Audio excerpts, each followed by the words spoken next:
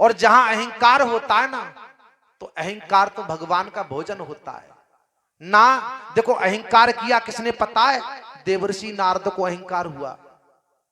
मेरी मां, कथा बड़ी सावधानी से श्रवण करनी चाहिए। देवर्षि नारद को मोह हो गया क्या कि एक बार कंदरा में बैठ के तपस्या कर रहे थे, और तपस्या करते करते देवराज इंद्र का सिंहासन हिलने लगा। अप्सराओं को भेजा, जाओ तपस्या भंग कर दो। कौन है? मृत्यु लोक में देवर्षि नारद कंदरा में गुफा में तपस्या कर रहे थे।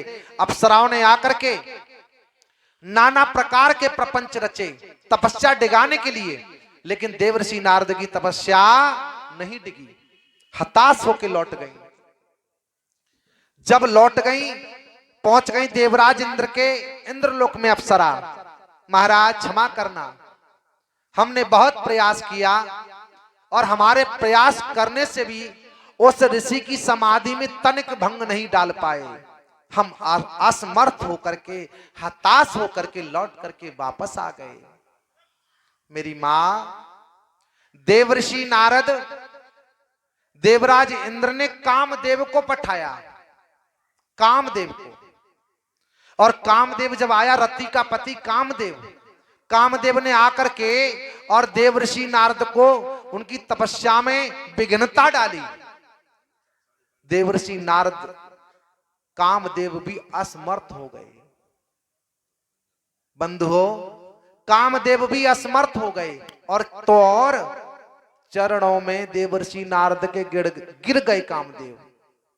हे ऋषराज, देवर्षि नारद की आंखें खुली। कौन है आप? में कामदेव हूं, मुझे देवराज इंद्र ने भेजा आपकी तपस्या डिगाने के लिए। देवर्षि नारद ने, कामदेव कहने लगा, हे गुरुदेव, हे ऋषराज, मैं आपकी शरण हूं। देवर्षि नारद को अहंकार हो गया। मैया, अहंकार हो गया। और देवर्षि नारद भागे भागे, कामदेव से कहा जाओ, हमने क्षमा कर दिया तुम्हें। और भागे भागे देवर्षि नारद कहां गए? ब्रह्मलोक में, अपने पिता ब्रह्मा के पास। अरे पिताजी की जय जयकार हो, परम पिता ब्रह्मा की जय जयकार हो। ब्रह्मा जी कहने लगे, देवर्षि नारद, बड़े प्रसन्नचित्त दिखाई दे रहे हो, क्या बात है? देवर्षि नारद कहने लगे, पिताजी, मैंने कामदेव को वश में कर लिया, मैंने कामदेव पर विजय प्राप्त कर ली है। ब्रह्मा जी कहने लगे, नारद, मुझसे ये बात कही सो कही, जाकर के कैलाश पर्वत पर भगवान भोलेनाथ से मत कहना। लेकिन देवर्षि की खुशी का कोई ठिकाना नहीं है, कोई मानो पार नहीं है। देवर्षि नारद दौड़े दौड़े कैलाश पर्वत पर भागे और देवादिदेव महादेव की जय जयकार हो, देवादिदेव महादेव की जय जयकार हो। आइए देवर्षि नारद, स्वागत है आपका, कहो, बड़े प्रसन्न हैं। देवर्षि नारद कहने लगे, प्रभु बात ही ऐसी है तो प्रसन्न क्यों नहीं होऊंगा? क्या बात है? मैंने कामदेव को वश में कर लिया। आहा, भगवान देवादि देवास्तोष भूतनाथ कहने लगे, नारद, चलो कोई बात नहीं है, यहां तक तो सीमित है। अब आगे जाकर के क्षीर सागर में भगवान लक्ष्मीपति नारायण को मत बताना। देवर्षि नारद भगवान भोलेनाथ को नमन वंदन प्रणाम करके और पहुंच गए क्षीर सागर में।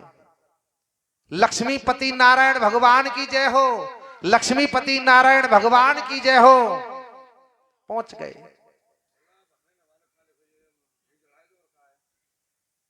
लक्ष्मीपति नारायण भगवान कहने लगे, देवर्षि नारद, आओ आओ। अरे आपके चरण कमल जिस स्थान पर पड़ जाते हैं वहां कोई कष्ट नहीं रहता है, वहां कोई कलेश नहीं रहती है। आओ आओ देवर्षि नारद, आओ। क्या बात है, बड़े प्रसन्न दिखाई दे रहे हो। मैया, ओ मैया, बड़ी जल्दी दिमाग भटका लेती हो अपना। कोई बता सकता है कथा कहां चल रही है?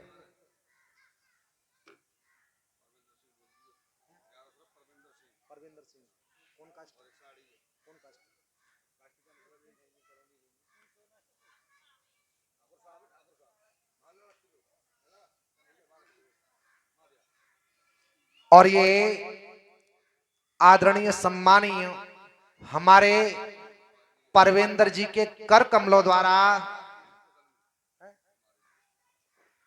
ये 1100 रुपए का दान हमारे लिए पर्सनल तरीके से दे रहे हैं और एक साड़ी दान कर रहे हैं। मैं बिहारी जी से कामना करूंगा, हे गोविंद, ऐसे भक्तों के धर्म क्षेत्र में हाथ इसी प्रकार ऊंचा उठाए रखना, उन्हें दान करने के योग्य बनाए रखना। मात्र मेरी व्यासपीठ से यही आशा और आकांक्षा रहती है। बोलिए वृंदावन बिहारी लाल की। पूज्यपाद महाराज श्री लक्ष्मीपति नारायण भगवान कहने लगे, हे देवर्षि नारद, कहो कहां से आगमन हो रहा है तुम्हारा। जब इतना कहा कहां से आगमन हो रहा है, तो देवर्षि नारद कहने लगे, प्रभु प्रभु मैंने कामदेव पर विजय प्राप्त कर ली, मैंने कामदेव को वश में कर लिया। मेरी मां, मैंने कामदेव को जीत लिया। जब इतना कहा तो भगवान लक्ष्मीपति नारायण भगवान सोचने लगे। भगवान सोचने लगे, देवर्षि नारद भगवान के भक्त हैं, पता है, लघु वादन बीड़ा लेकर के और 24 घंटे में भ्रमण में रहते हैं। श्रीमन नारायण श्रीमन नारायण श्रीमन नारायण, भगवान के दास हैं, भक्त हैं। और जब कहा देवर्षि नारद ने कि मैंने कामदेव पर विजय प्राप्त की है, तो लक्ष्मीपति नारायण भगवान समझ गए, मेरे भक्त के अंदर अभिमान, ये अगर अभिमान एक अंकुर रूपी वृक्ष बनकर के अपना आकार धारण कर लेना देवर्षि नारद के हृदय के अंदर, उससे पहले मुझे उखाड़ करके फेंकना होगा। भगवान भक्त के अंदर कभी अभिमान नहीं देख सकते।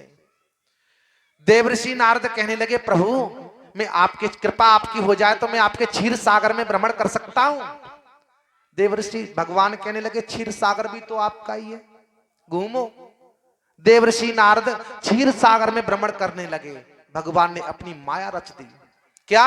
अपनी माया को प्रेरित किया भगवान ने और बुलाया, हे मेरी माया, देवर्षि नारद क्षीर सागर के जिस रास्ते से जा रहे हैं उसी आगे रास्ते में जाकर के एक विशाल नगर बना दो। क्या बना दो? विशाल नगर बना दो। और उस नगर का नाम होना चाहिए श्रीनगर। और उस नगर का एक राजा भी होना चाहिए। कौन? शीलनिधि महाराज।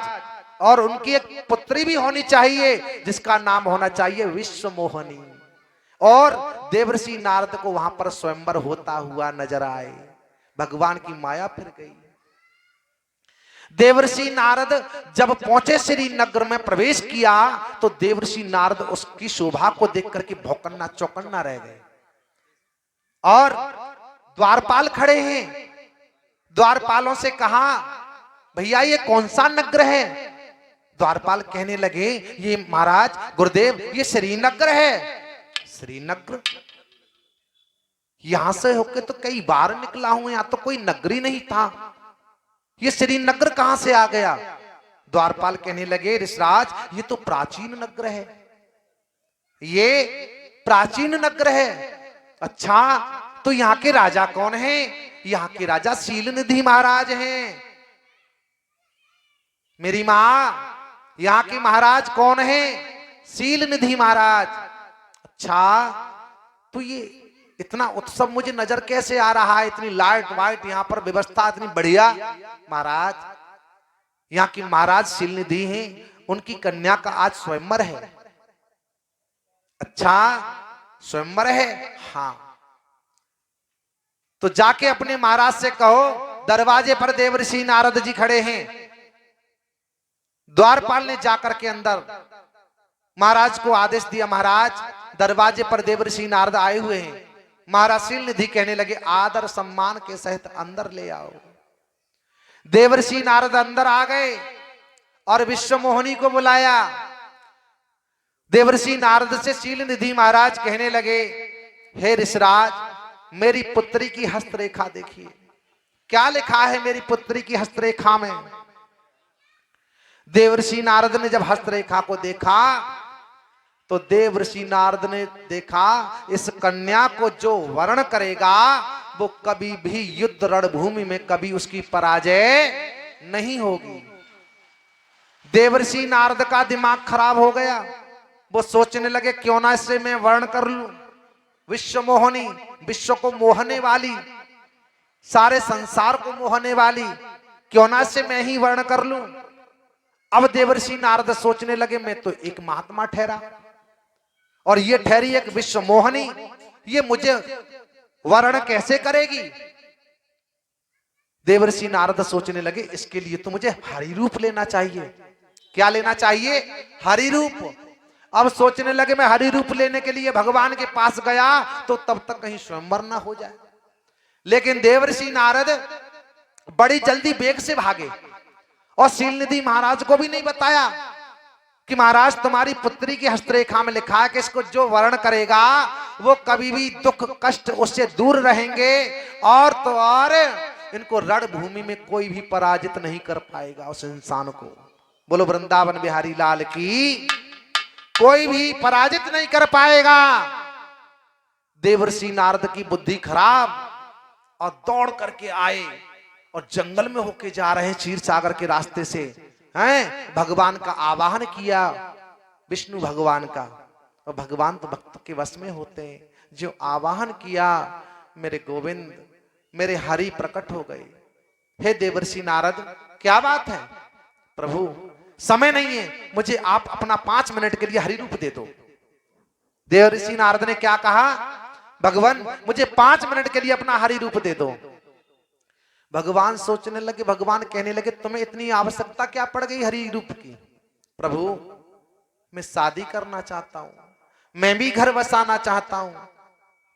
भगवान कहने लगे वाह, आप भी शादी करना चाहते हैं, घर बसाना चाहते हैं? हाँ प्रभु मुझे हरि रूप दे दो। भगवान प्रभु देर हो रही है, जल्दी करो। भगवान कहने लगे देवर्षि नारद, सुनाया जिक्र जो आपने, सुनाया जिक्र जो आपने, कथन उसका सुनाता हूं और चलो उस वृक्ष के नीचे तुम्हें हरि अभी बनाता हूं। देवर्षि नारद आ गए वृक्ष के नीचे। भगवान कहने लगे नेत्र बंद करो। बंद कर लिए। भगवान ने उन्हें बंदर का रूप प्रदान कर दिया। किसका किया? बंदर का। और देवर्षि नारद ने ना तो कोई आईना देखा, ना किसी जल में झांक करके देखा, और अपना बंदर का रूप लेकर के सीधे महाराज शीलनिधि के दरबार में दौड़ते चले गए। और सभी राजा महाराजा बैठे हुए हैं और उसी में जाके देवर्षि नारद भी बैठ गए। अब विश्व मोहिनी जयमाला लेकर के आती है। जयमाला लेकर के आती है। देवर्षि नारद सोच रहे जयमाला तो हमारे गले में ही आएगी, कहीं जाने वाली नहीं है। क्यों? हरि रूप हमारे पास है। जैसे ही जहां देवर्षि नारद बैठे हैं और जैसे ही देवर्षि नारद के पास में चल करके आई, सभी राजाओं महाराज गोल चक्कर से लगाती हुई आ रही हैं। और जैसे ही विश्व मोहिनी आई देवर्षि नारद के पास में, तैसे ही देवर्षि नारद ने गर्दन लंबी कर दी। विश्व मोहिनी आगे बढ़ गई। देवर्षि नारद सोचने लगे चक्कर क्या है? अरे हरि रूप मैं लेके आया हूं, मेरे गले में वरमाला नहीं आई। कोई बात नहीं। और जैसे ही विश्व मोहिनी आगे बढ़ गई तो देवर्षि नारद उठ करके फिर और जाके आगे बैठ गई। आगे बैठ के फिर नंबर पे आई तो फिर गर्दन लंबी कर दी। भगवान हरि ने देखा, ज्यों ही देवर्षि नारद के आगे से फिर निकली, भगवान क्षण भर के लिए विष्णु भगवान उस स्वयंवर में मध्य में उत्पन्न हो गए। जो ही विश्व मोहिनी के सामने भगवान प्रकट हुए, तैसे ही विश्व मोहिनी ने वरमाला भगवान के गले में डाल दी और विश्व मोहिनी को लेकर के भगवान अंतर्ध्यान हो गए। अब वहां बैठे थे कौन? भोले बाबा के गढ़। देवर्षि नारद के जो कौतिक कर रहे थे, यहां से वहां, यहां से वहां गर्दन लंबी करना, कभी उनके कौतुक को देख करके भगवान भोले बाबा के गढ़ हंसने लगे। उनके स्वरूप को देख करके खिल्ली उड़ाने लगे। देवर्षि नारद सोचने लगे ये गढ़ हंस क्यों रहे हैं? भोले बाबा के गढ़ कहने लगे, देखो ये बंदर विश्व मोहिनी से शादी करने के लिए कितना उद्यत हो रहा है। बंदर कह के संबोधित किया। जब बंदर कहा तो एक जाकर के पात्र में जल भरा हुआ था। देवर्षि नारद ने जाके जो ही जल झांक के देखा अपना आवरण, तो उनका यहां से ऊपर का आवरण बंदर का है। देवर्षि नारद को क्रोध आ गया, प्रभु तुमने मेरे साथ अच्छा नहीं किया है। आग लग गई, तिलमिला गए देवर्षि नारद और सीधे जा रहे हैं भगवान के धाम के लिए, बैकुंठ के लिए। आ रहा हूं विष्णु में देखने के लिए तुझे। जा रहे हैं जंगल में होके, उसी जंगल में होके देवर्षि नारद जा रहे हैं और उसी जंगल में भगवान हरि और लक्ष्मी और विश्व मोहिनी, भगवान स्वयं बीच में खड़े हैं और इधर लक्ष्मी इधर विश्व मोहिनी। भगवान भ्रमण कर रहे हैं जंगल में। बड़ी बेग में तिलमिलाते हुए देवर्षि नारद को जाते हुए देखा तो भगवान कहने लगे, हे देवर्षि नारद, अरे इतनी बेग से कहां जा रहे हो? और देवर्षि नारद ने जो देखा भगवान की तरफ दो खड़ी हैं बगल में हैं। देवर्षि नारद कहने लगे, विष्णु तू छलिया है, अरे तू छलिया है, तूने छल करके तूने ना जाने कितनों के साथ छल किया है। मैं तुझे माफ नहीं करने वाला, मैं तुझे श्राप देता हूं। तूने जो मेरा आज ये रूप मेरा बंदर का बनाया है, आगे आने वाले युग में तू इनसे ही मदद मांगेगा। मेरे बंधुओं, जब त्रेता युग आया, भगवान ने भी श्राप देवर्षि नारद का सर चढ़ा करके ले लिया ऊपर, लेकिन और भगवान ने अपनी ताली बजाई 3 बार तो लक्ष्मी भी गायब, विश्व मोहिनी भी गायब। देवर्षि नारद देखा तो भगवान अकेले खड़े हैं। देवर्षि नारद कहने लगे, प्रभु मैं क्या देख रहा हूं? अभी तो आपके बगल में 2 खड़ी थी और अब एक भी नहीं है। भगवान कहने लगे, देवर्षि नारद बस यही तो मेरी माया थी और तुम मेरी माया में फंस गए। ना तो कोई श्री नगर था, ना कोई शील निधि राजा था, ना कोई विश्व मोहिनी थी, ना कोई स्वयंवर हो रहा था। ये मेरी माया थी। आप कह रहे थे मैंने कामदेव को वश में कर लिया। देवर्षि नारद, आपका जन्म शादी के लिए नहीं, आपका जन्म केवल दूसरों के उद्धार के लिए, कल्याण के लिए हुआ है। देवर्षि नारद कहने लगे, प्रभु मैं न जाने आके क्रोध में क्या क्या बोल गया तुमसे। भगवान कहने लगे, कोई बात नहीं, आने वाले युग में यही बानरों से मैं मदद मांगूंगा। जब त्रेता युग आया तो सुग्रीव से मदद मांगी राम ने। भगवान कभी अपने ऊपर किसी का ऋण नहीं रखते, उतार देते हैं। बंधुओं, पूज्य महाराज श्री व्यास नंदन श्री सुखदेव जी महाराज कहने लगे, हे राजन परीक्षित,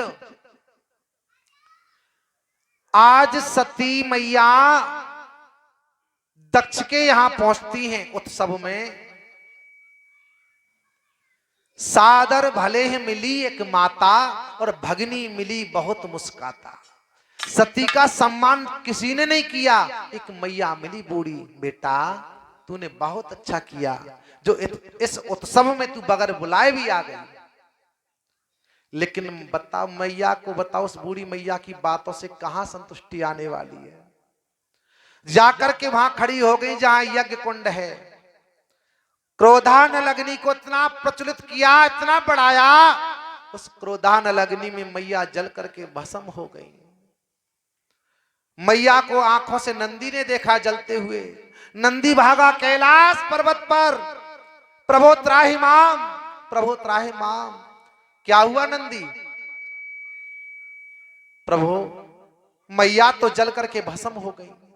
भगवान ने जो सुना, एक जटा पकड़ी और झटका मार के उखाड़ा, पटक करके कैलाश में मारा तो वीरभद्र को पैदा कर दिया। किसको पैदा किया? वीरभद्र को, जिसकी 1000 तो भुजाएं हैं वीरभद्र की। और तो और 1000 भुजाओं में अस्त्र शस्त्र लेकर के वीरभद्र प्रकट हो गया। पिताजी के लिए वीरभद्र का प्रणाम स्वीकार हो। आयुष्मान भव हो वीरभद्र। कहो मेरे लिए क्या आदेश है? तुम्हारे लिए आदेश ये है, तुम हमारे ससुर के यहां इसी समय प्रस्थान करो। इसी समय तत्क्षण प्रस्थान करो और जाकर के दक्ष के यहां पर यज्ञ हो रहा है, उस यज्ञ को विध्वंस कर दो। मेरे बंधुओं, वीरभद्र विशाल रूप में और 1000 भुजाओं में अस्त्र शस्त्र लेकर के, बवंडर जैसा रूप लेकर के और दक्ष के महलों की तरफ बढ़ने लगा। गेट पर खड़े हैं कौन? भृगु महाराज जी। भृगु महाराज, भृगु महाराज जी ने देखा कि ये क्या बवंडर आ रहा है, अरे यहां उत्सव में ये माहौल बिगाड़ देगा। लेकिन भृगु महाराज जी ने रोकना चाहा वीरभद्र को। 1000 भुजाएं हैं, दाढ़ी लटक रही है भृगु महाराज की, रोकना चाहा भृगु जी ने। वीरभद्र ने एक हाथ से दाढ़ी पकड़ी और खाड़ता हुआ चला गया अंदर। दूसरे गेट पर खड़े हैं कौन? श्री पूखा जी। पूखा जी ने देखा कि ये क्या आ रहा है बवंडर, रोकना चाहा, एक मुक्का लगाया, 32 दांतों को ध्वस्त कर दिया वीरभद्र ने। और तो और भृगु जी महाराज की दाढ़ी को खींचते हुए, भृगु महाराज के 32 दांतों को अस्त ध्वस्त करते हुए और पहुंच गए वीरभद्र कहां? दक्ष के सिंहासन पर। जाते जाते दक्ष का सर धड़ से अलग कर दिया। अब सर कहीं, धड़ कहीं, सारी प्रजा में कोलाहल मच गया। जो वेद मंत्र आचार्य ब्राह्मण पढ़ रहे थे, यज्ञ हो रहा था, सन्नाटा सा छा गया। और देवतागण सभी, जिस राजा का प्रजा मर जाए, जिस प्रजा का राजा मर जाए, वो प्रजा राजा के बिन अधूरी होती है। आज सभी देवता जो राजा दक्ष के उत्सव में आए थे, सभी देवता कैलाश पर्वत पर पहुंचे थे और भगवान देवादिदेव भूतनाथ तपस्या में लवलीन है। तपस्या में लवलीन है तो अपना प्रश्न सुनाएं कैसे? देवता कहने लगे भैया क्या करें, हमारे राजा का किसी राक्षस ने सर धड़ से अलग कर दिया है, यज्ञ पूर्ण नहीं हुआ और भगवान भी समाधि में लीन है। देवता कहने लगे भैया, जब कोई देवताओं पर आपत्ति आती है, मुसीबत आती है, परेशानी आती है, तो भगवान की, भोलेनाथ की स्तुति की जाती है और आराधना प्रार्थना की जाती है। आराधना प्रार्थना से भगवान प्रसन्न हो जाते हैं तो उनकी समाधि भी खुल जाती है। तो सभी देवता कहने लगे भैया बैठ जाओ। सभी कैलाश पर्वत पर बैठ गए और हाथ जोड़ करके भगवान की स्तुति गाने लगे।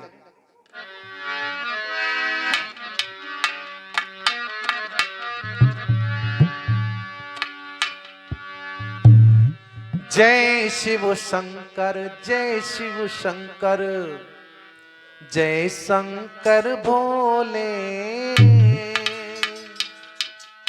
सब देवन में देव निराले, जय बम बम भोले कि भोले भोले कि भोले भोले कि भोले भोले कि भोले भोले।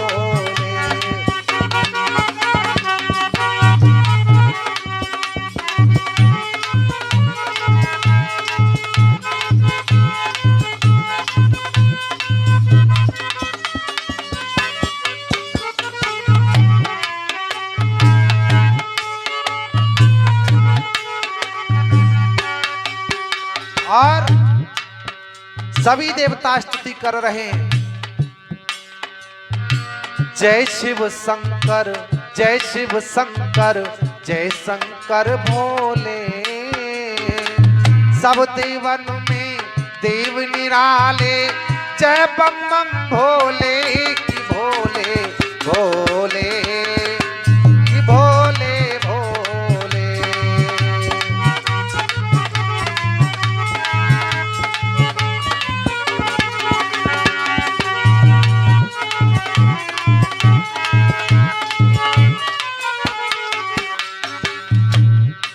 और देवता कहने लगे, हे भोलेनाथ,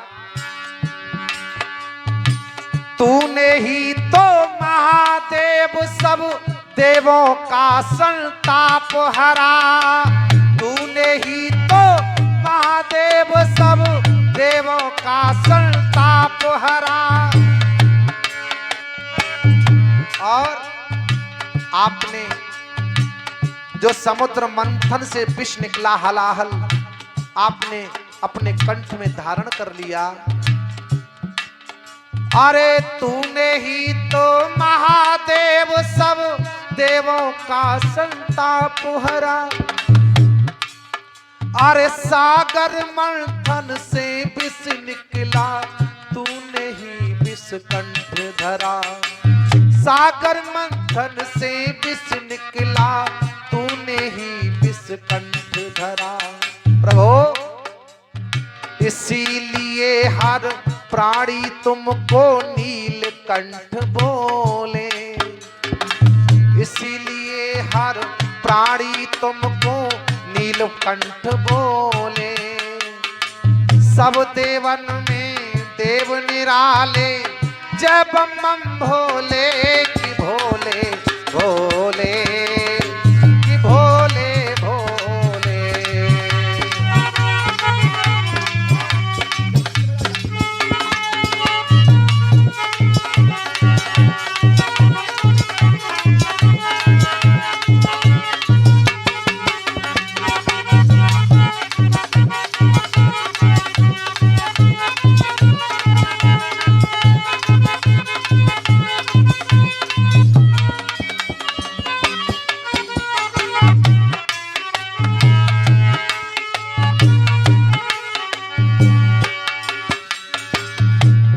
और देवता कहने लगे, हे प्रभु, स्तुति कर रहे हैं कैलाश पथ पर जगाने के लिए। अरे तेरे नाम एको बाबा, तेरी महिमा न्यारी।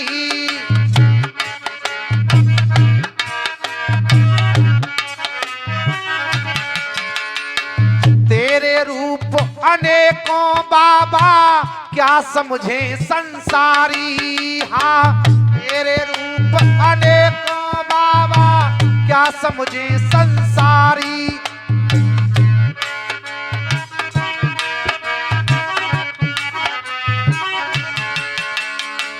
बाबा, तेरे अनेकों नाम हैं।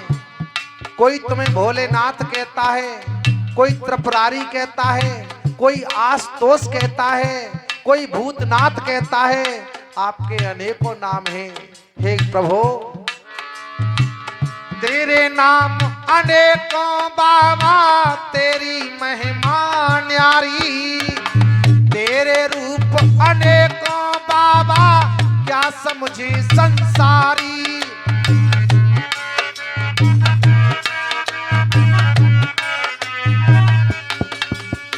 और उनको न रहता कष्ट जगत में।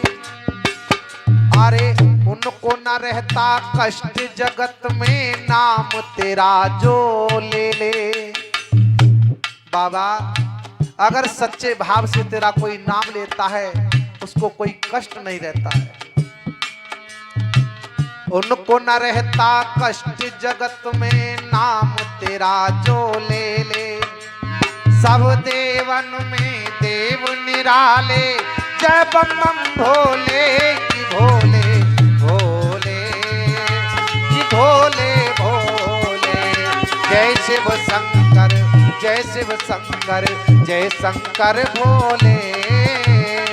सब देवन में देव निराले, जय बम बम भोले की भोले भोले की भोले भोले।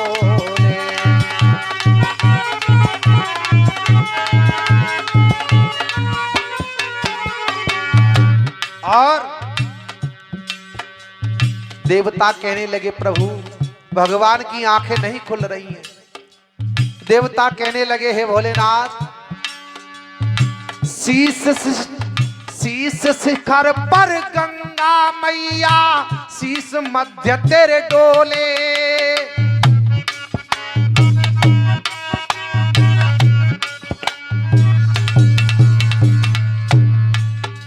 अमित जी से निवेदन करूंगा थोड़ा हारमोनियम वाले माइक की आवाज बढ़ा दें। अरे शीश शिखर पर गंगा मैया, शीश मध्य तेरे डोले।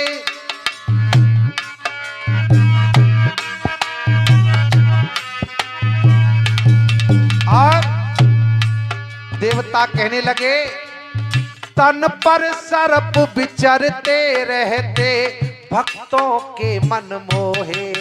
हाँ तन पर सर्प विचरते रहते, भक्तों के मन मोहे। और तू ही है कैलाशपति और तू पर्वत पर डोले।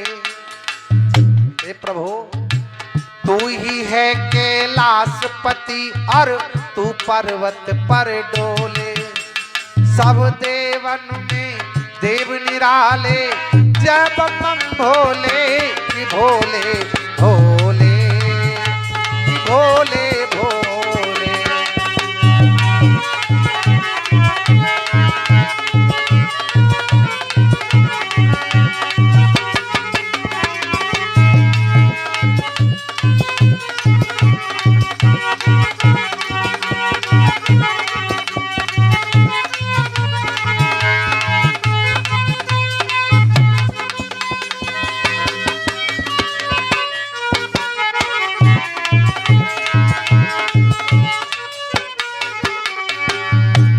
आज भगवान की स्तुति करते हैं देवता। भगवान भोलेनाथ आज तो उसकी आंखें खुली, सामने देखा देवता बैठे हैं देवतागण। भगवान कहने लगे अरे देवताओं क्या बात है। देवता कहने लगे प्रभु ना जाने कोई भयानक दुष्ट राक्षस आया दैत्य, तुम्हारे ससुर साहब का धड़ सर से अलग कर दिया। हे प्रभु चल करके उन्हें जीवन दान दे दो। जब कहा कि जीवन दान दे दो तो भगवान पहुंचते हैं कहां, दक्ष के वहां भवन में। धड़ कहीं सर कहीं।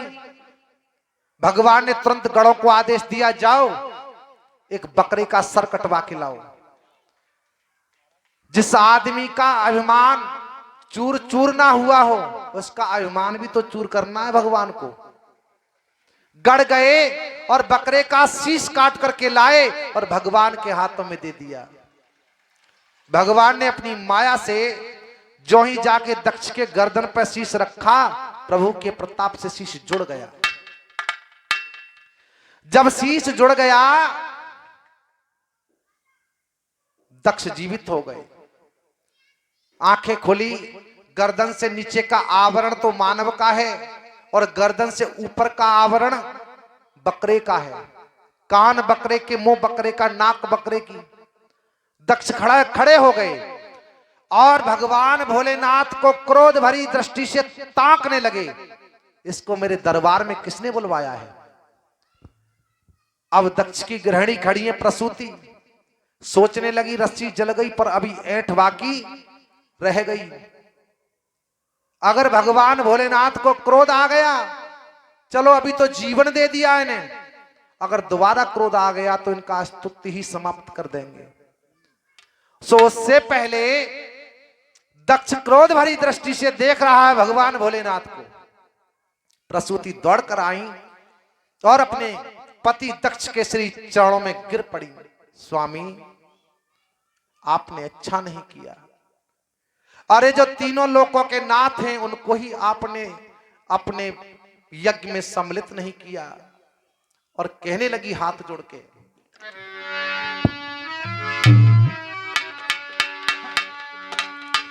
प्रसूति कहने लगी हे नाथ तुम शिव से लड़े और तुमने फायदा कुछ न किया है कि मेरे साजन मेरे स्वामी तुमको भोले ने आज बकरा बना दिया। मेरे साजन तुमको भोले ने आज बकरा बना दिया। हाय बकरा बना दिया मेरे साजन बकरा बना दिया है। मेरे स्वामी तुमको भोले ने आज बकरा बना दिया। मेरे साजन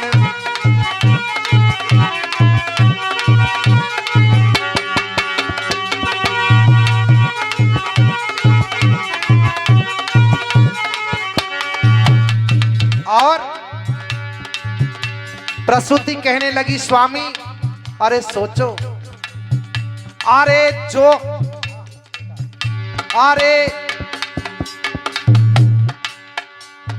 जो अभिमान था पिया तुम्हारा चूर चूर कर डाला। प्रसूति कहने लगी जो तुम्हारा घमंड था वो चूर चूर कर दिया है मेरे नाथ। जो अभिमान था पिया तुम्हारा चूर चूर कर डाला। अरे अंतर्यामी घट घट वासी महादेव शिवाला।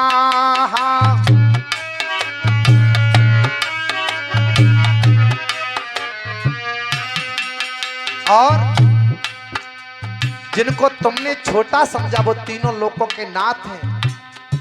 प्रसूति कहने लगी नाथ मैंने जीवन दिला दिया, मैंने शिव को मना लिया है। मेरे साजन मेरे स्वामी तुमको भोले ने आज बकरा बना दिया।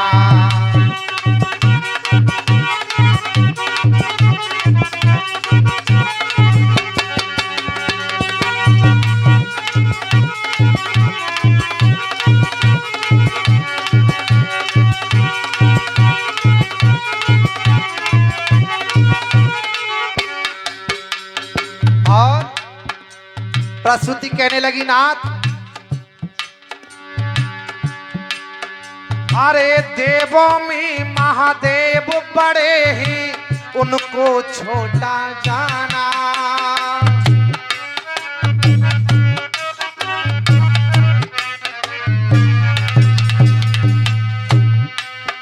देवों में सब देवों में महादेव बड़े हैं।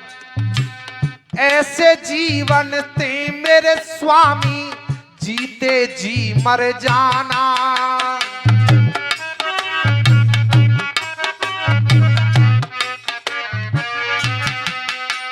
प्रसूति कहने लगी है प्राणनाथ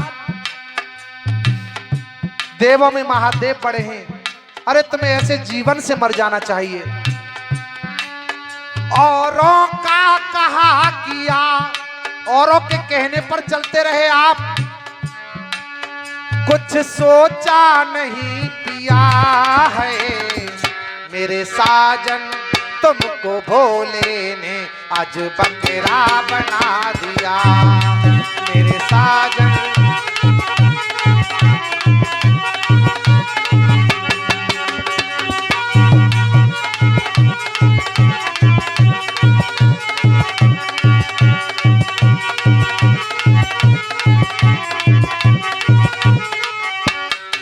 और अंतिम बंद में प्रसूति कहने लगी हे नाथ अरे दक्ष प्रजापति तुम कहलाते हैं भगवान की माया।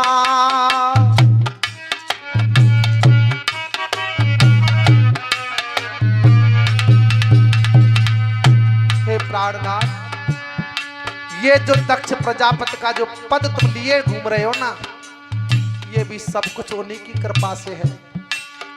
अरे दक्ष प्रजापति तुम कहलाते हैं भगवान की माया। और हरिदास ने कोई प्रभु का जय जय घोष मचाया।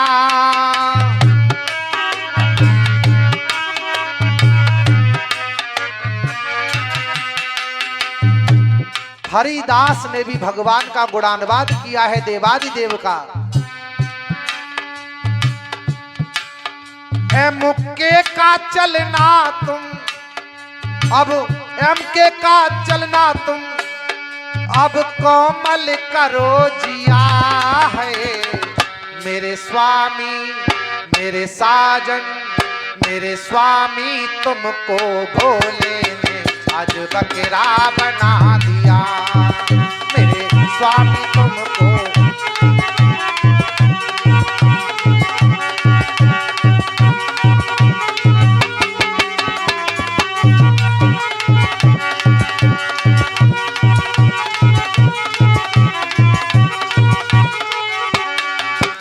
मेरे स्वामी तुमको भोले ने आज बकरा बना। प्रसूति ने समझाया, जो आंखों पर जो एक अहंकार की पट्टी चढ़ी हुई थी ना, वो दक्ष प्रजापति के नेत्रों पे से ओझल हो गई और आकर के अपने जमाई के चरण पकड़ लिए। भगवान देवादि देवास तो उसने क्षमा कर दिया और भगवान कैलाश पर्वत पर आ गए। व्यास नंदन श्री सुखदेव जी महाराज कहने लगे, हे राजन परीक्षित, उधर गौरा मैया सती मैया का राजा हिमांचल के यहां जाकर के जन्म होता है और उधर देवर्षि नारद के कानों में सूचना पहुंची कि राजा हिमांचल के यहां पार्वती का जन्म हुआ है। नारद समाचार सब पाए, कौतिक गिर ग्रहे तब बोधाए। नारद जी ने समाचार पाए कि राजा हिमवान के यहां पर पार्वती का जन्म हुआ है। सती का त्याग करके और पार्वती के रूप में प्रकट हो गई वहां पर। उधर से मैना के गर्भ से प्रकट हुई, देवर्षि पहुंच गए। देवर्षि से हिमवान कहने लगे, हिमांचल महाराज, मेरी पुत्री की हस्तरेखा देखिए। मेरी पुत्री की हस्तरेखा में क्या लिखा है? देवर्षि नारद ने जब हस्तरेखा देखी तो बताने लगे राजा हिमांचल को,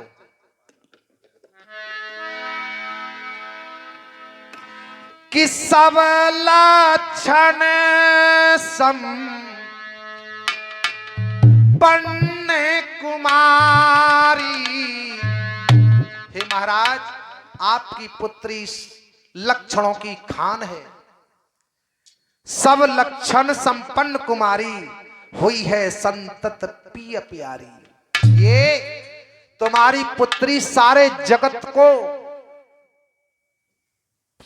जगत में पूजनीय होगी और सारे गुण इसमें विद्यमान हैं।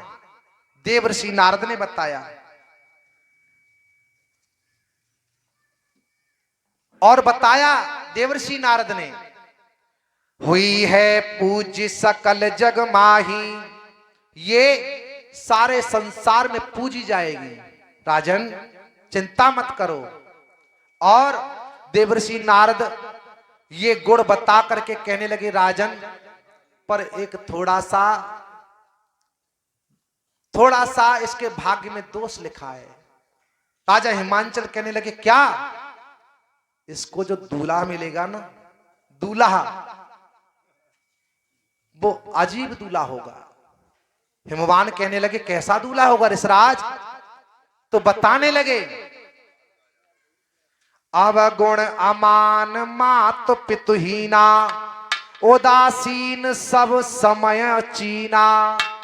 मतलब आपकी बिटिया को जो दूल्हा मिलेगा ना, वो गुणहीन होगा और माता पिता से हीन होगा, उदासीन होगा, संशयहीन होगा, यानी लापरवाह होगा, ऐसा दूल्हा मिलेगा। जब तक देवर्षि नारद गुण बता रहे थे तब तक तो राजा हिमांचल बड़े प्रसन्न हो रहे थे।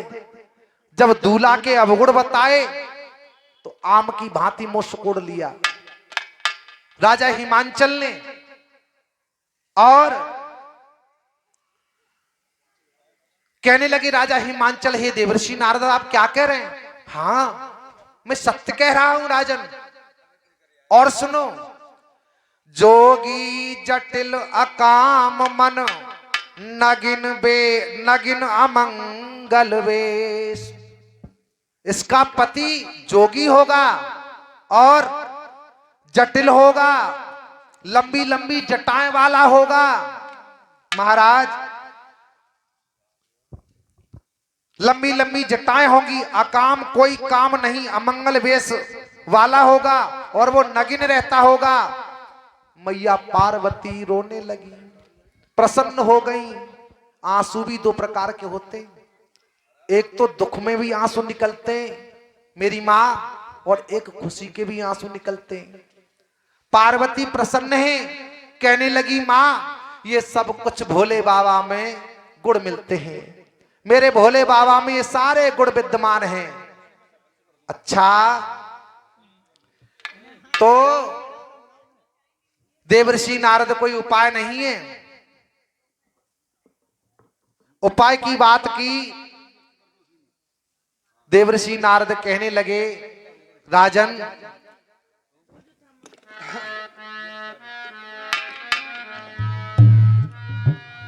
और झूठी ना होई देवर्षि बानी, सोचहि संपत सिय सयानी।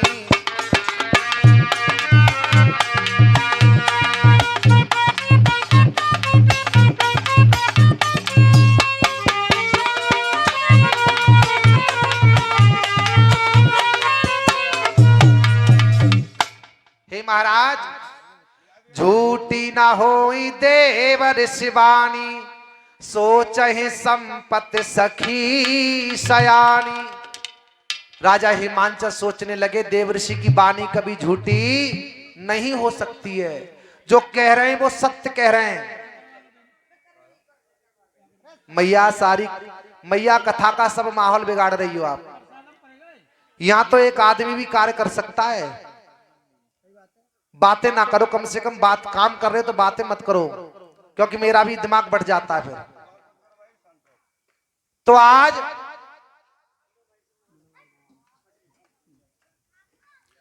पूछा देवर्षि नारद को, हे नारद कोई उपाय है? हाँ है। क्या? बताने लगे, जो तप करहि कुमारी तुम्हारी, भाग्य में टिस कहीं त्रिपुरारी। अगर तुम्हारी बेटी तप करे तो भोले बाबा सारी दुविधा हरण कर लेंगे। उसी समय पार्वती तपस्या करने को चली गई और तपस्या करने लगी।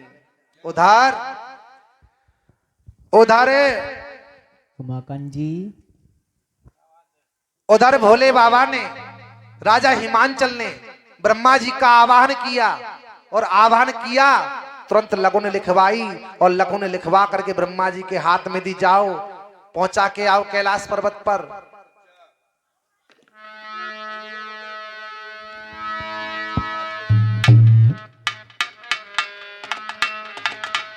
और भोले बाबा फूले ना समाए, और लगन आई पर्वत पे, भोले बाबा फूले ना समाए, लगन आई पर्वत पे, भोले बाबा फूले ना समाए, लगन आई पर्वत पे।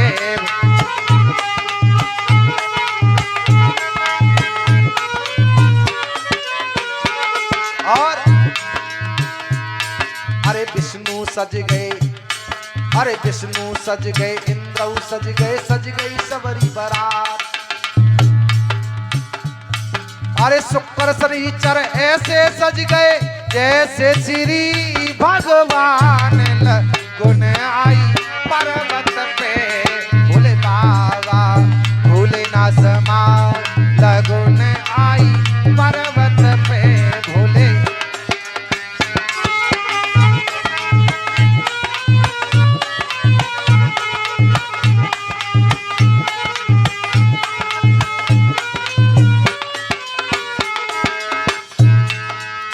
समय नहीं है मैया, समय थोड़ा है, इसलिए लगुन पर्वत पर आ गई और नंदी को लगुन दी। नंदी बड़ा प्रसन्न है, अरे मेरे बाबा रड़ुआ आओ, अब शादी होगी मेरे बाबा की। अरे मैं भांग घोटत घोटत ही मरे गो जब ते मेरी मैया सती गई है।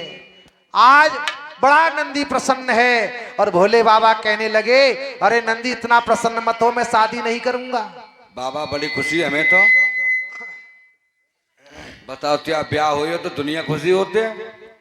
आज नंदी ने जो ही भगवान श्री राम का आवाहन किया, राम जी आ गए। राम जी कहने लगे हमारा आदेश मान करके शादी कर लो शंकर भगवान से।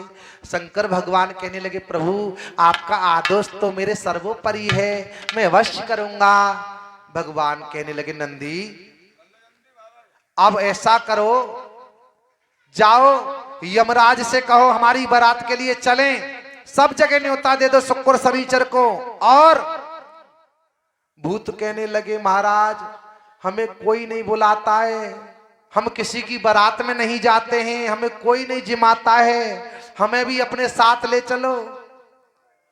भगवान भोलेनाथ ने कहा नंदी वेस्ट इंडीज के भूतों को भी आमंत्रित करो, करिया करिया भूत वेस्ट इंडीज के, और श्रीलंका के भूत भी आए और साउथ अफ्रीका के गोरे गोरे भूत भी आए भगवान की शादी में।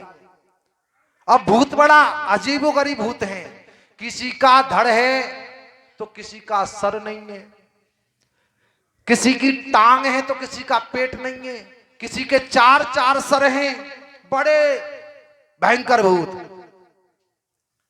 और यमराज अपने भैंसा को खूब बुरस्ते रगड़ रहे हैं, खूब बुरस्ते रगड़ रहे हैं। भैंसा बोलो महाराज रगड़ कितनों ले हो, मेरी खाल सब घिस जाई लेकिन मैं गोरो ना है पाऊंगा, मैं तो करिया रहूंगा। और उधर इंद्र अपने ऐरावत हाथी को सजा रहा है, विष्णु भगवान गरुड़ को सजा रहे हैं। बड़े भगवान की अद्भुत बारात, सभी देवताओं की बारात राजा हिमांचल के यहाँ पहले देवताओं की बारात पहुंची। राजा हिमांचल सोचने लगे जब देवता इतने सुंदर हैं तो मेरा दूल्हा कितना सुंदर होगा। आज जो देवताओं की बारात पहुंची उसे जन्माशा दे दिया। नंदी कहने लगा बोले बाबा अब एक काम करो, सोने को मुकुट तो मंगा ले। अरे बगैर मुकुट के का तुम वैसी जाओगे मां ब्याह में। भगवान कहने नंदी तू जानता नहीं है, अरे सोने का मुकुट लगा के जाऊंगा लोग ईर्ष्या करेंगे मुझसे, सोने का मुकुट पहन के आए हैं। फिर महाराज फिर क्या करोगे? हाँ मैं मुकुट तो पहनूंगा, लेकिन भगवान ने मुकुट किसका बनाया?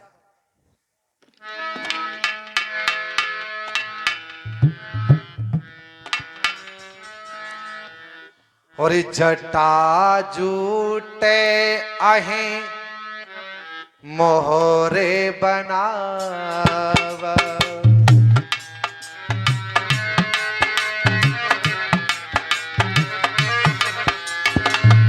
जटा जूटे आही मोहर समारा, जटा जूटे आही मोहर सवारा। श्री राम जय राम जय जय राम। भगवान ने मुकुट किसका बनाया? भगवान की जटाएं खुली थी लंबी लंबी, जटाओं को ऐसे करके कसा और भगवान ने मुकुट बना लिया। नंदी बोले बाबा मुकुट तो तुमने बना लिया जटाओं का, अब मोहर भी तो होता है मैया। क्या होता है मोहर? क्या बोलते हैं उसे? चेहरा बोलते हैं या मोहर बोलते हैं? हाँ, जो आगे लटका रहता है चेहरा के, सेहरा। हाँ, तो नंदी बोले बाबा अब सेहरा भी तो होना चाहिए। बाबा बोले क्यों घबराते हो, एक काम करो, जाओ छोटे छोटे सर्पों को लेके आओ। बाबा ने मुंह की तरफ से सर्प ऐसे करके मुंह की तरफ से जटाओं में फंसाए और ऐसे सर्प लटक रहे हैं। भगवान, अद्भुत स्वरूप भगवान का। भगवान देवादिदेव महादेव। नंदी बोले बाबा ये यहां तक तो सही है, अब कुंडल कंकन। भगवान कहने लगे जाओ छोटे छोटे सर्प और पकड़ के लाओ। नंदी गया, गड़ गए, छोटे छोटे सर्प पकड़ करके लाए। भगवान ने कुंडल बनाए सर्पों के और सर्पों के कंगन बनाए भगवान ने, देवादिदेव ने। बड़ी अद्भुत बारात है भगवान की। और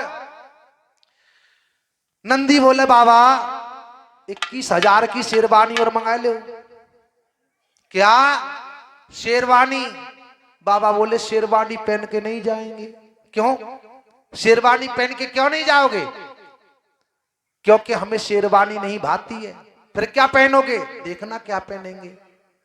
एक मृतक की लाश जा रही थी, साहिबान पीछे बोलते जा रहे राम नाम सत्य है, सत्य बोलो मुक्त है। भगवान देवादिदेव ने देखा, बोले ये तो हमारी पार्टी का आदमी है।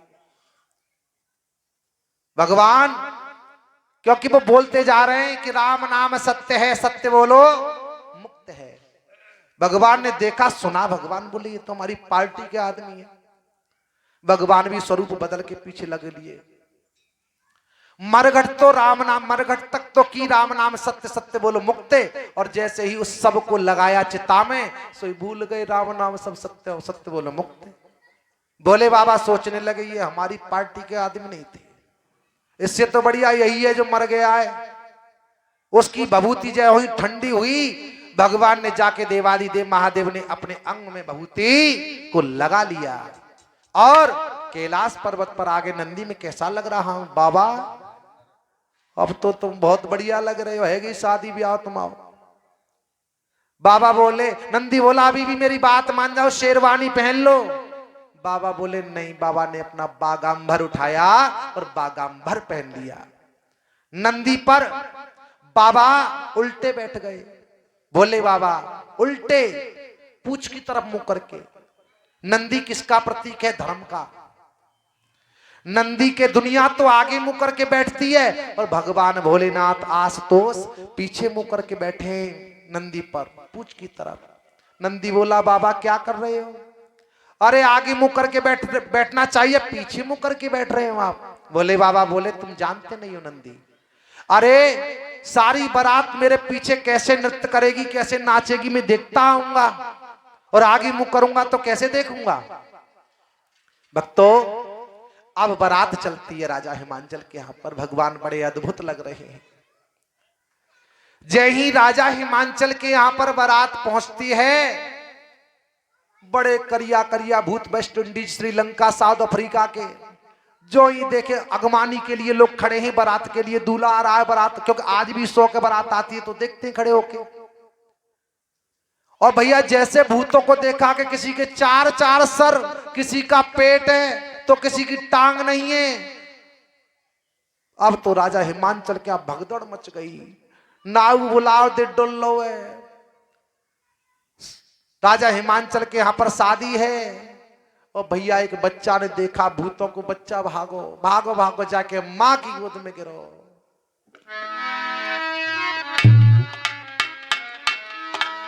अम्मा बोली मेरे लाल क्या हो गया? लाला बोला अम्मा नगर में आए गए हवा। नाइन बोली मेरो कित गयो नहुआ, नाइन बोली मेरो कित गयो नहुआ।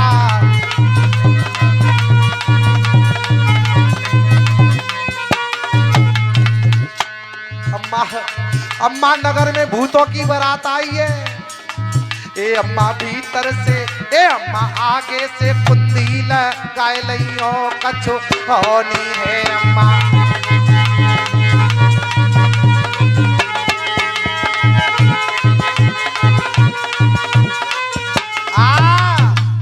मेरे बंधुओं, बारात जो ही राजा हिमांचल के और तो और नाऊ ठाकुर ने देखा कि 4-4 सर वाला भूत करिया।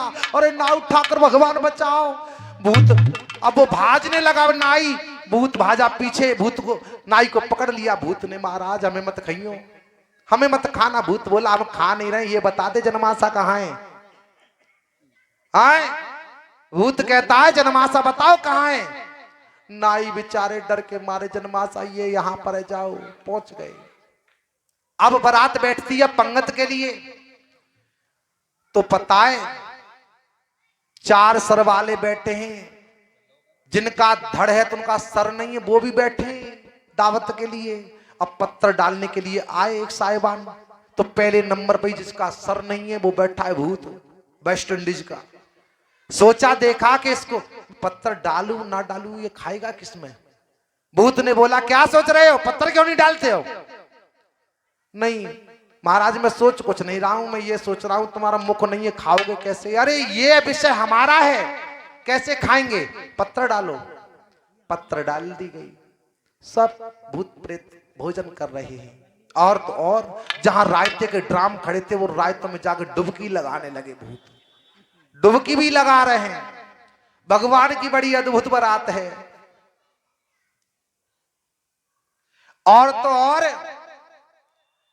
एक साहिबान बाल्टी लेके रायता लेने के लिए गया, देखा कि भूत उसमें डुबकी लगा रहा है। अरे भैया क्या कर रहे हो, निकल आओ। भैया मैं आनंद ले रहा हूं रायते का, लगाने दो डुबकी। उधर शुक्र शनिचर दावत में बैठे, उनका पेट नहीं भर रहा है। सारा जो सामग्री बनी है सबको पचा गए, खा गए। और मैना बोली लाला और ले गए। शुक्र शनिचर बोले ले आओ।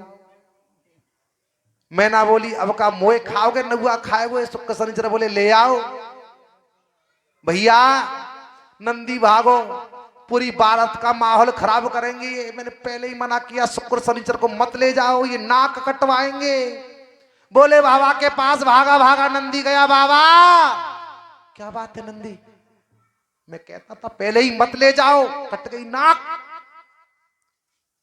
क्या हुआ नंदी, अरे शुक्र शनिचर ने जितना सामग्री बनी भोजन सब पार कर गए, अब बताओ क्या होगा। बाबा बोले चिंता मत करो, तुलसी दल के 2 पत्ते दिए बाबा ने, जाओ खिला देना। जो ही नंदी ने नाई को दिए, नाई ने मैना को दिए, मैना ने जैसो ही वो तुलसी दल के पत्ता शुक्र शनिचर के पेट में गए। मैना बोली लाला और ले हुए। बस माते भर गया पेट, अब नहीं चाहिए ना, और ले लो। तब ते तो कह रहे ले आओ ले आओ और ले लो।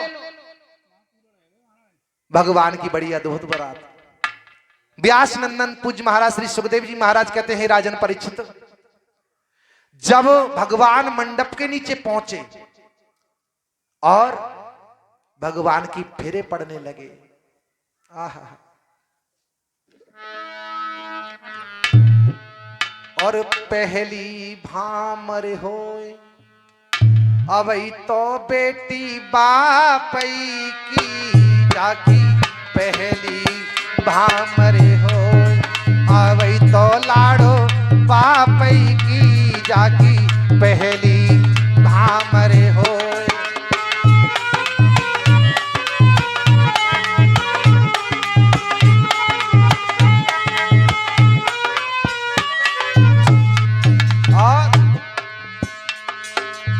पहली भामरे परी के अब दूजी पे नंबर आयो, पहली भामरे परी के अब दूजी पे नंबर आयो। अरे एक नाग चूड़ा से सर को ब्रह्मा पे मारी फुसकार के, पत्रागिरी आंगन में जाकी दूसरी भामरे होए अवई तो बेटी पापई की जाकी।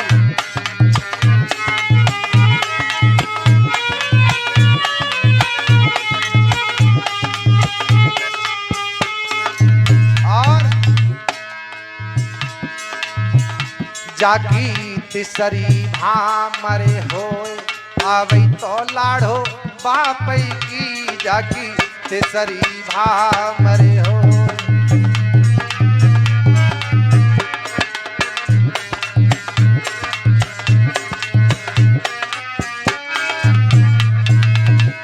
सिया रघुवर जी के साथ पढ़ने लागी हरे हरे पढ़ने लागी भामरिया भोले बाबा।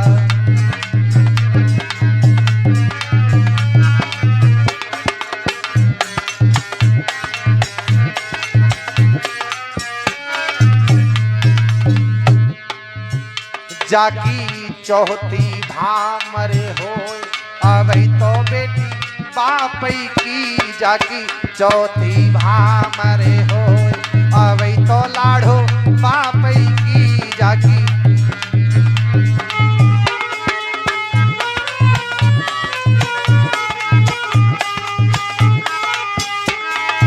और अरे चौथी भामरे पूरी है गई, पांचवी पे नंबर आयो। अरे छठवीं भामर पूरी है गई, सातवीं पे नंबर आयो के अब तो बेटी भोला की जाकी सातवीं भामर हो अब तो बेटी भोला की जाकी सातवीं भामर हो।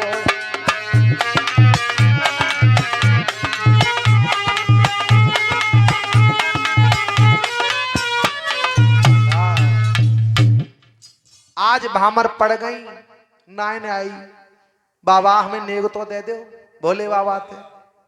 बाबा बोले नेग छोटो ले या बड़ो, नाइन बोली बड़ो नेग लूंगी।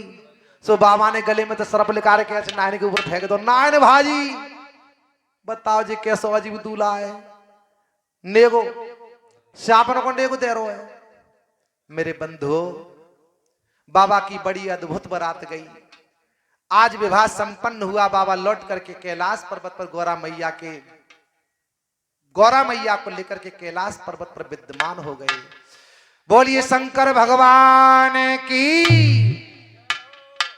झांकी आपके सामने है।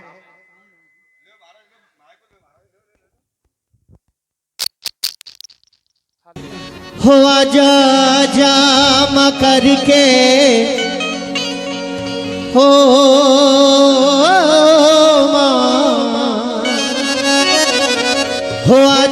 आजा मकर के शेर सवारी ओ अष्टभुजी माँ चक्रधारी हुई तेरे सत्संग की तैयारी। आजा आजा मकर के जिसको जुबान मिली है वो गाएगा, दोनों हाथ से मीठी तालियों के साथ एक साथ।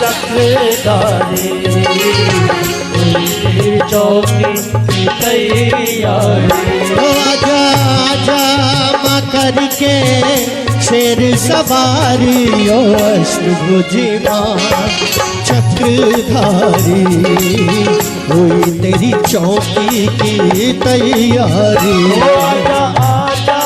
बुला लीजिए आप भी, मैं भी आपके साथ बुलाऊंगा, दोनों हाथ से। चक्रधारी हुई तेरे सत्संग की तैयारी।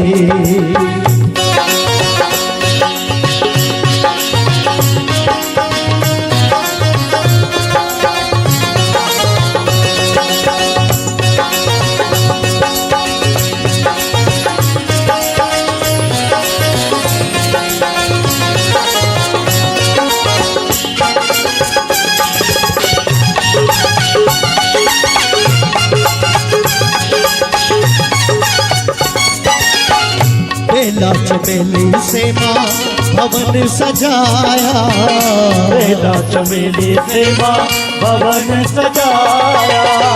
आंचल तुम्हारा सबसे ऊंचा लगाया, आंचल तुम्हारा सबसे ऊंचा लगाया।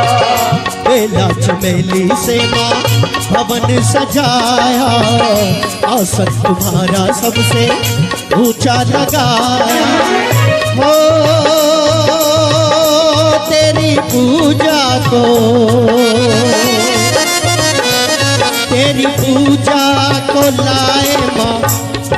सुपारी ओ अष्टभुजी माँ चक्रधारी हुई तेरे सत्संग की तैयारी। ओ आजा आजा माँ घर के बुलाइए ना, माँ भाव की भूखी है। भुजी माँ जय हो। चक्रधारी हुई तेरी चौकी की तैयारी। बोल साचे दरबार की जय हो।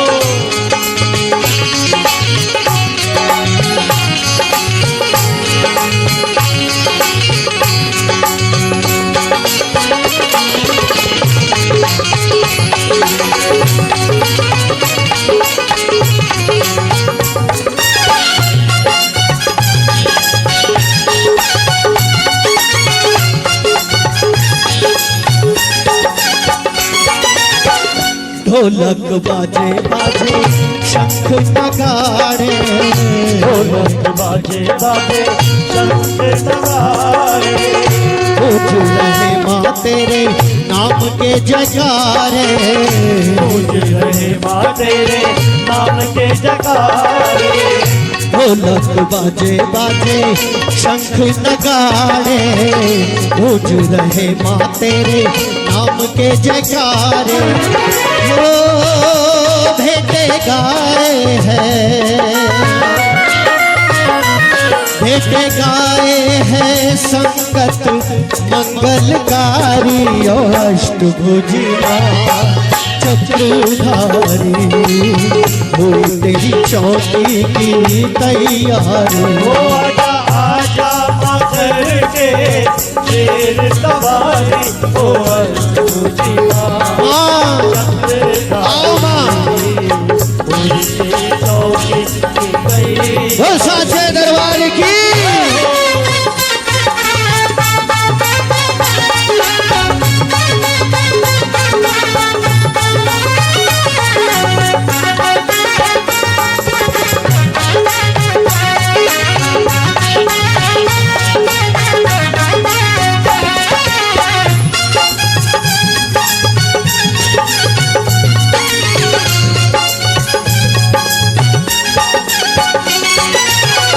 लाल ध्वजा है तेरी लहराए माँ लाल ध्वजा है तेरी लहराए माँ चुनरी सितारों वाली ले आए माँ चुनरी सितारों वाली ले आए माँ। लाल ध्वजा है तेरी लहराए माँ चुनरी सितारों वाली ले आए माँ। हो तेरी चूनर पे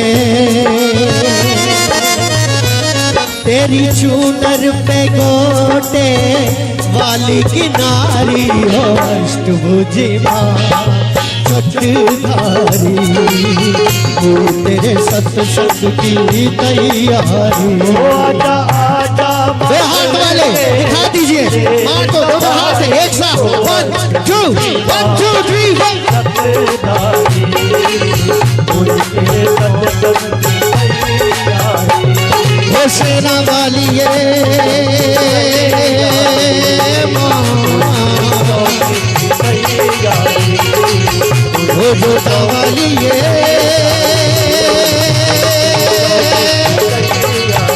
मेरी माँ वो मदिरा वाली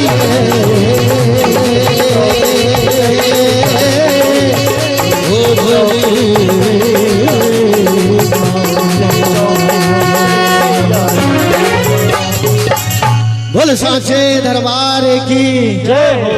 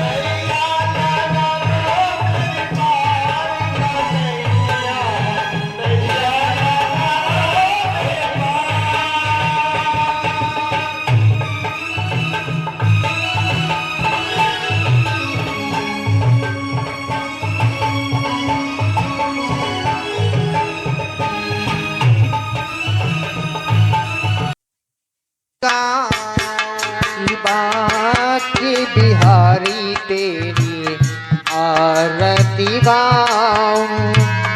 बाके बिहारी तेरी आरती गाऊं। शिवा के बिहारी तेरी आरती गाऊं। आरती गाऊं प्यारे तुम्हें को रिझाऊं। आरती गाऊं प्यारे तुमको रिझाऊं।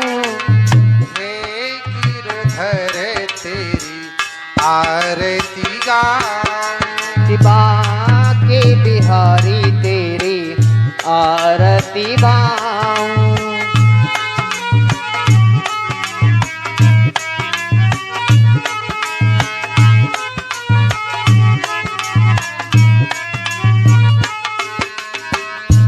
और मुकुट प्यारे शीश पे सोहे। मोर मुकुट प्यारे शीश पे सोहे। मोर मुकुट कृष्णा सिर पे सोहे। मोर मुकुट प्यारे शीश पे सोहे। युगल अरे प्यारी बंसी कृष्णा मेरो मन मोहे।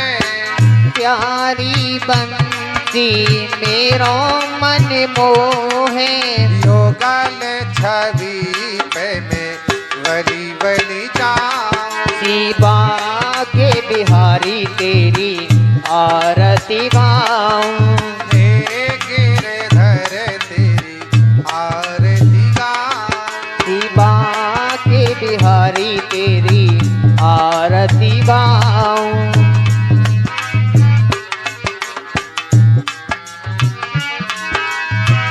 चरणों से निकली है गंगा प्यारी।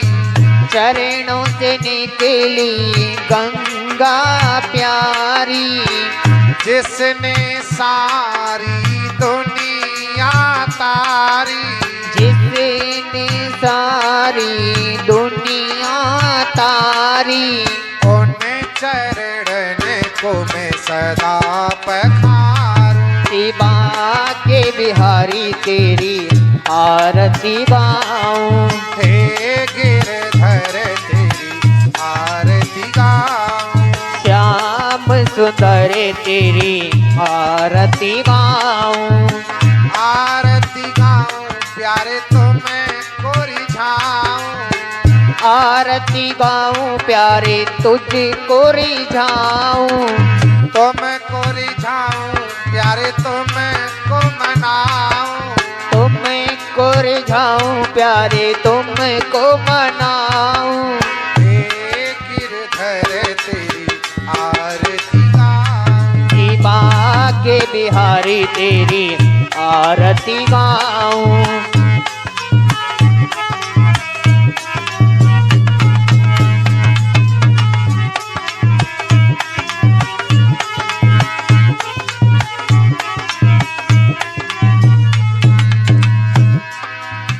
दास व्यास के नाथ आप हो।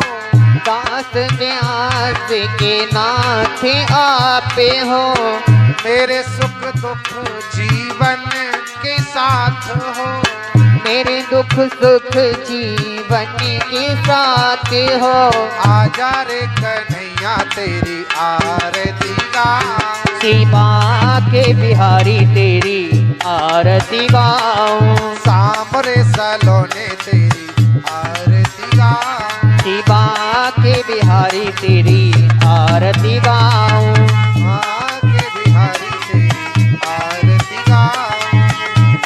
बिहारी तेरी आरती गाऊं। हे गिरधर तेरी आरती गाऊं। गिरधर तेरी आरती गाऊं। गौरी वृंदावन बिहारी लाल की ओम दहु शांतिरंतरिक्षः गंग शांति व्रतवे शांतिरावः शांतिरोखदे शांति वनस्पतिः शांति विश्वे देवाः शांति ब्रह्मः शांति सर्वगुंगः शांति सामा शांति रेधि सब शांत भवतु शांति। शांति। हेलो, थाली घुमा दो और कोई भी माताएं बहन भोग लगाएं, कोई भी थाली को घुमा दें। हेलो, भोग लगा परिषा तेरे आकर के भोग लगा जाना। आओ प्रभु जी मेरो बनो रखो पर साथ रे आ करके भोग लगा जाना। ऐसा भोग लगाओ मेरे भगवान, सब अमरते हो जाए प्रभु जी, सब अमरते हो जाए। आओ आओ प्रभु जी, भोग लगाओ प्रभु जी, मेरा बना रखा परिषा।